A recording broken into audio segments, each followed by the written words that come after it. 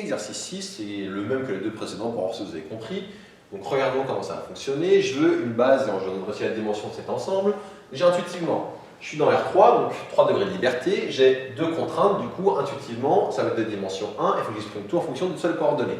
Le point de départ, c'est tout le temps le même. Je prends un élément x, y, z dans D totalement quelconque et je vais regarder ce que ça signifie. Ça signifie que x plus y égale à 0 et que x moins y plus z égale à 0.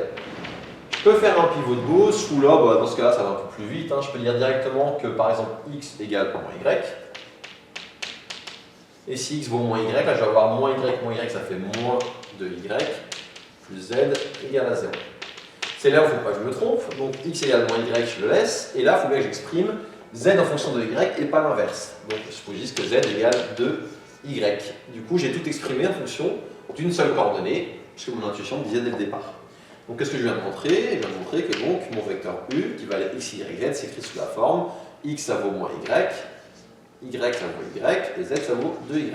Et donc ça fait y facteur de moins 1, 1, 2. Lui, je vais l'appeler B1. Vérifions qu'on ne s'est pas gouré. Est-ce que ces coordonnées vérifient bien, elles sont bien dans D? Moins 1, 1, 2, quand je fais moins 1 plus 1, je trouve 0, c'est bon. Là, quand je fais moins 1, moins, ça fait... donc, pardon, je suis où? Pardon. Moins 1, moins, ça fait moins 2, moins 2 plus 2, 0, pardon. Donc là, j'ai bien, encore une fois, B1 qui vérifie les deux contraintes. Et comme B1 a vérifié les deux contraintes, je peux dire que B1 est dans D. Donc après, je n'ai pas fait de faute de calcul.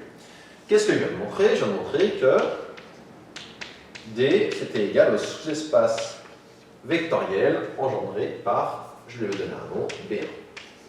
Donc la famille B1 génératrice, il faut que je montre qu'elle est libre. Pourquoi elle est libre? Je vous laisse réfléchir 2 secondes. Elle est libre parce qu'elle est composée d'un seul vecteur. De plus, la famille B1 est libre, donc c'est une base.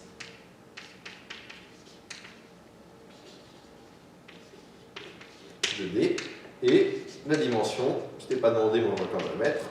Là, j'ai combien d'éléments? J'en ai un seul. La dimension, c'est 1. Et voilà qui termine cet exercice.